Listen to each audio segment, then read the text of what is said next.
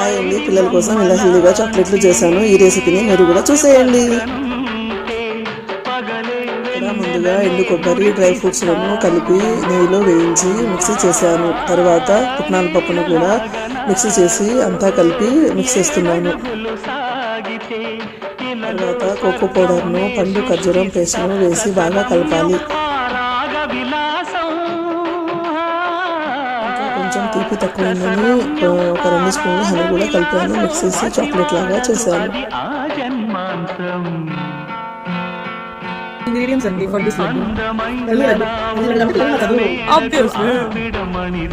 Evergiri.